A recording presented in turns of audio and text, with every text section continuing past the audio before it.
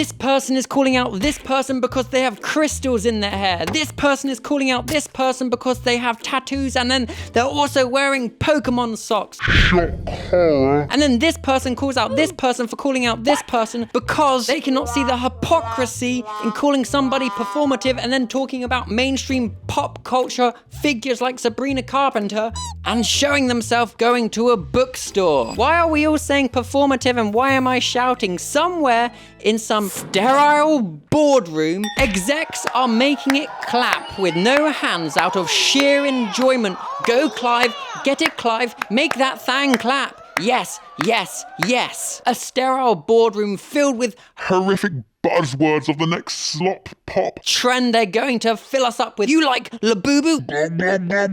You like cowboy boots? How about we bring back skinny jeans? We're doing it differently. You'll love it. A big content creator will push it, and then we'll call it performative, and then we'll get distracted by the new trend. Ooh, Labubus with two head. Call that do-boo-boo. Come on, come all to big corporate's annual Yahoo party where they throw confetti in the air because they've conditioned the public, the general public, humankind, you and I, to self-police over whether people are engaging in a trend, a mainstream trend, genuinely. Is it performative or is it an active engagement? Are you reading Sally Rooney's Normal People for critical thought, or are you doing it for validation in a cafe? I'm on to you. Ah, yes. Sally Rooney's Normal People, the book that was literally adapted into a TV show. It is quite literally within the mainstream canon for pop culture. Yeah, but Cal, I was actually reading it in cafes before it was adapted into a TV show. Wow, you free-thinking being, you vessel that transcends culture. It's funny how all the things that make up your personality, all the content you consume, is things that eventually go mainstream. Funny that, isn't it? But your ego will tell you that's just by chance and you are identifying the trends. No, you are part of the trend culture. You're listening to Clara? No, we've got to gatekeep and keep them secret. They've got like 15 million monthly listeners, you absolute teapot. They're not some countercultural movement. They are the mainstream movement. A new trend for us to enjoy, absorb, and then when it gets saturated, we spit it out and we hate it and we say, well, that's that. What's the new artist we can be sold that's probably backed by some big fuck-off behemoth? Watch as we all witch hunt and rip apart one random person on TikTok for doing a current trend. But they're doing it for the wrong reasons, Cal. I swear, it's all performative. Watch quote tweets fly and watch the comment section pull apart this person head to toe, inside and out. They're just one big performative person. They're so performative, I don't really care about their emotions. I'm just going to say horrible things in the comment section and let's all like that. Let's get like 20,000 likes on one comment. Because that's a sane thing to do. And while we do that, while we foam out the mouth and think, yeah, we've really stuck it to the performative culture, this, never-ending micro-trend culture, we've stopped it there, guys. Whoa, pat us on the back. I feel great now. Big corporate America, big companies are already sculpting and orchestrating the next trend that they will shovel down your throat and you will buy it and get amongst it. And it will repeat forever and ever and ever, and it's only going to get worse and worse. A concept is packaged and sold to the masses, and then it is enjoyed by the masses. It is obviously adopted by influencers, and then when it is saturated, you hate it. And then you hate that person because of it, and then you hate campaign them, and then a new trend is born, and then new influencers are born from that. And the cycle repeats, and it's only going to get worse because nobody wants to blame the system. Nobody actually wants to critique the system because that would mean confronting your own consumption habits. And that's hard. That hurts our ego. It's much easier just to hate on some random human on the internet because they're wearing knockoff New Rocks or doing a silly little TikTok to one of Claro's most mainstream known songs. I don't know. So let's talk about this new insult that's replaced poser within the mainstream. Performative. Dun dun dun dun. Dun dun. I don't know. Yeah, scary stuff, right? What do you mean by performative, Cal? What do you mean? You're just saying words, funny man. Performative is the accusation of somebody doing something or somebody engaging with something only for the validation of others rather than actively having an interest in the thing they are doing or being part of. But the hilarious thing about this conversation of being performative is it's all centered around mainstream pop culture and its trends. nothing of actual countercultural, subversive nature. Remember the good old days of gatekeeping? Gatekeeping, of course, is something that we have to do within subcultures to stop them getting absolutely destroyed by the mainstream consumerist mindset of, I can just take without critically engaging. and then when subcultures push back and say, no, you can't just call yourself a punk because you brought pre-made crust pants and, I don't know, listen to like mainstream orchestrated slop punk music like the Sex Pistols. Yeah, that doesn't make you a punk. And then the mainstream consumerist mindset person cries, Oh, that's not fair. Why can't I be? well, that's because punk is countercultural and it actually is something different. But fast forward to now, the word poser has had a mainstream rebrand and the buzzword is now performative. And the imagined sense of merit we've given this word can be applied to anything. Activism, hobbies, reading, how you even style your apartment. If it's too trendy, if there's too many popular things in there, that's a performative house. That's right, the place where you live and it's pretty much only you there most of the time and the whole world's not there 24/7. Yeah, that's performative. You've done that for likes, clicks, and engagement. And honestly, is there some truth to that some people online are performative? Yes, of course. But that is in big brands greenwashing the living shit out of you or flying a flag during Pride Month. Yeah, we definitely care. We totally care. We're the good guys, right, team? High five, pat us on the back. We're doing it different. It's in the influencers and content creators taking brand deals for things they don't know anything about. Like there is this brand that keeps trying to work with me and they keep offering more and more money. They recently offered a sum of money that would cover my rent for like 2 whole months, which is like, would be life-changing. But do you know what they want me to sell? A sex toy designed for someone that does not have a penis. What? It's this thing that sucks and vibrates and like, it's like the Suck Vibrate Master 6000 or something crazy. It's got this crazy name. The brand brief was like, you can break down taboo and it can be sexual liberation. You know, you coming online and telling your audience about this. No, it wouldn't be. It would be performative. Hey team, I'm gonna take a second out of my video to talk to you about the Suck Vibration Master 3000. That's not it, that's SCOG, but imagine it's here in my hand. Me endorsing a product I cannot personally use is performative. But Cal, you could use it with your partner. Yes, I'm going to randomly put my partner in a video that I've never shown online before and be like, we have a great time with this. That would just be the weirdest odd thing to do. Being an influencer, being a content creator is literally 1 billion times easier than having a traditional job. If somehow I can shithouse this and make it my one day actual career, instead of just like this side passion project it currently is, the least I can do is not become a complete sellout and team up with brands where I have zero personal on my own autonomy experience with. And to do otherwise would be performative. Calling somebody performative because, I don't know, they got a mullet or they wear a carabiner or they listen to whatever random artist TikTok has decided to make very popular and will get played until collectively everybody now just despises them. Calling this type of person performative because they're following these mainstream cultural trends is like the lowest form of critical thought, and in itself is performative. You are critiquing something without offering any solution or counter argument. And you know why that is? Because to offer that would be to critique yourself.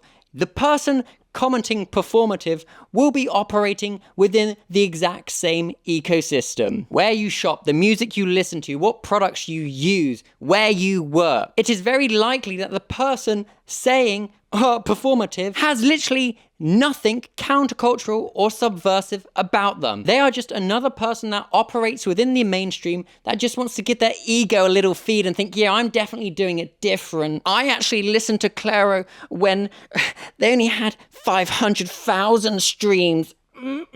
That's me doing some awful TikTok dance. I actually read Normal People before I watched the show. Shut up! You teapot. Regardless of where you were in the cycle of consumption, you still consumed the same mainstream product. But Cal, I actually know about the history of Labubu and I understand it. Okay, so something was once made by a person, but now it is a huge commercial big enterprise. It is quite literally everywhere. Tell me why I went to my local corner store to buy some fizzy pop and there were some Labubu's behind the counter. The imagined self-importance you've given yourself for being an early adopter is truly meaningless and it's only self-imposed. It's not tangible, it's not real. Cue the song Everything is Awesome, everything is cool when you're part of a team, everything is awesome when you live in the dream. The Lego song, you know, that is about conformity and just going with the mainstream, because that's what all this is. It's people within the mainstream calling other people in the mainstream performative. It is truly hilarious. Within mainstream media and the world, we are all just a product of the trends around us, which we can choose to enjoy authentically. Ironically, it doesn't make a difference. You're still doing the same action. For something to be truly countercultural, to be truly something different and not to be a performative activity, it has to completely exist outside of the mainstream consumption ideology that anything can be packaged and sold to everybody. Take, for example, the hardcore scene. That is DIY, that is do it yourself, that is do everything yourself, from, you know, booking the venues to making your music to handing out flyers to creating zines. It is led by the people for the people. You have to do it because you genuinely love it. There's not lots of money to be made. It is not for likes, clicks, and engagement. You see bands like Gloss turning down record deals because they understand that doing so would just make it another pop cultural thing for people to consume and take without any critical thought. But the fact that there's barriers to entry, like understanding DIY ethos and keeping it that at its core, means that authentically at its roots, it can't be a performative thing. You either do it and get amongst the culture, or you don't. Hardcore was never made for mass consumption. And you can tell it's kept that for when it transcends into the mainstream culture, when people see videos of hardcore shows and they're like, that seems very violent, we need to put a stop to all of that. Or that's not singing, that's just mindless noise. Here's the thing. You don't want that. You don't want to be at a DIY show put on by the people for the people. You want the arena shows. You want the fancy pyrotechnics. You want all the fancy bells and whistles, all the lore they put on to try and distract you from the fact that it is just one big financial transaction. You're on TikTok calling people performative. You are in the algorithm, you're wearing Converse, you're drinking matcha. Let's be real, you don't want to escape the system, you just want to feel morally superior inside of it. So you cast judgment at the person with crystals in their hair. They're not even claiming they're doing anything different, they're just presenting how they want to present. Or, you know, you take shots at the person reading a book in a cafe because That must be performative, right? and you take shots of it not because it threatens you, but because it reminds you you're doing the exact same performance. You, of course, are led by trends within the mainstream algorithm. So where does that leave us then, Cal? Well, when you see influencers jump on a trend, that, of course, is when you know it has reached peak popularity. And what comes next, of course, is inevitable. The performative witch hunt. And it will quite literally come for everybody doing the trend. The hunt will not differentiate between those who genuinely love it and those who just simply jumped on it for likes, clicks, and engagement. Because it can't. It's not based on facts, just pure vibes. The crowd decides who's a poser. And as quickly as the trend rises and then we hunt and go after people online, mock people for being professionally relatable, then we must simply wait for the next piece of content to chew up and spit out. And while this is all going on, Creepy Old Man Incorporated is just rubbing their hands and making it clap. No hands, because they're like, you guys are all just being foot soldiers for the system at play, and we're getting none of the blame. I hope our landfills love the taste of fake leather cowboy boots and cheaply made mainstream band tees that for some reason are in every shop ever. And then, new trend, new influences. And witches, start your broomstick engines. It's a hunting time. I have literally seen people call following a mainstream trend a sign of having a deep personality flaw. Like it's a full-on moral panic over somebody that's a little too Claro-coded. First of all, that is quite literally hilarious, and secondly, yeah, some guy that wears a carabiner may turn out to be a disappointment. But maybe, hey, I'm just putting out there, maybe that's because they are a shitty person who just so also happens to follow mainstream trends. You know, not because everybody with a carabiner is some sort of like Satan sleeper agent. I don't even wear carabiners. I like to keep all my things in one pocket. Saying that's probably made me way easier to rob. I'm joking, I definitely wear carabiner. I don't know, moving on. Will people follow trends for popularity and validation? Yeah, quite literally, that's what mainstream trends are. And to be honest, we can't even pretend that niche groups are immune. Even with certain subcultural movements, there's definitely trends that people adhere to. We are quite literally all part of this giant algorithmic herd in some way or another. And it's slop. Delicious slop. Ever-churning slop until our inevitable deaths. Look, if you like something, I think the true test for it is, in this day and age, is do you like it as much offline when it's just you and there's not like the virtual audience you're performing to?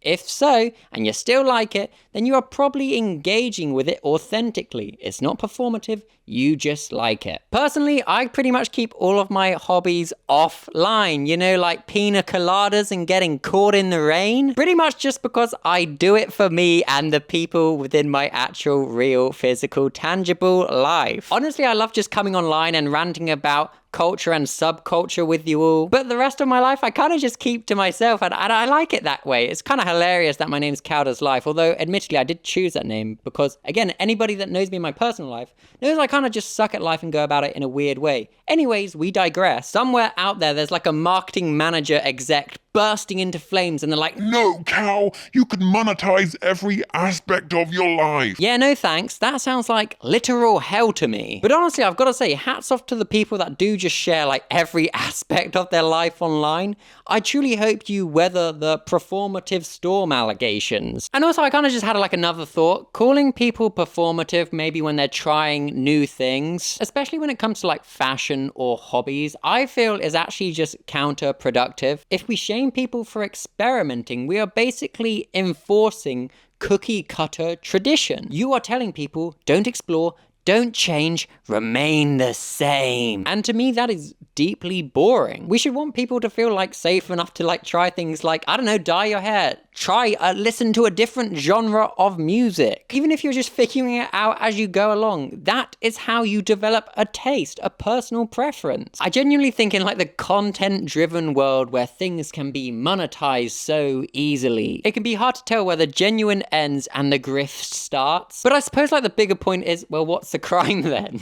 What is it? What is the punishment? Witch hunt, witch hunt. Get on your broomsticks. I feel when you look at it like that, it's kind of all meaningless. Look, we're all part of trend culture. We just are. We are all performing something, and it's not just what you wear. It's the way you talk, the way you behave, the way you act, the way you think. Literally like even what memes you use.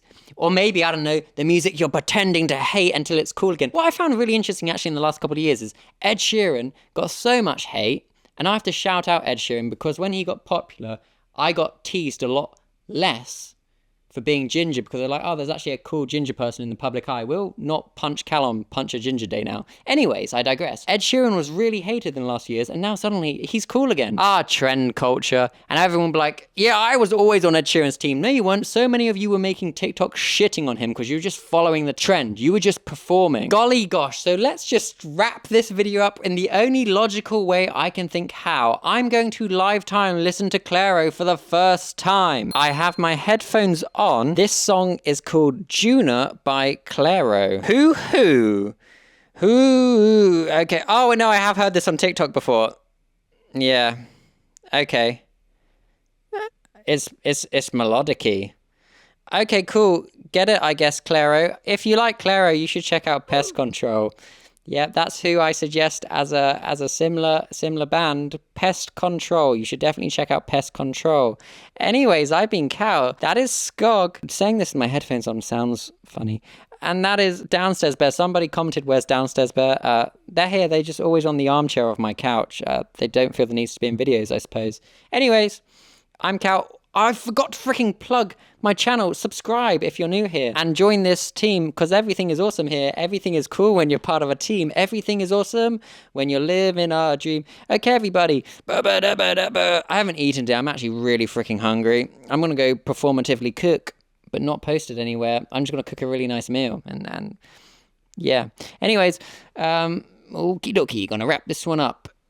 Oh golly. Yep, not so far away, bye.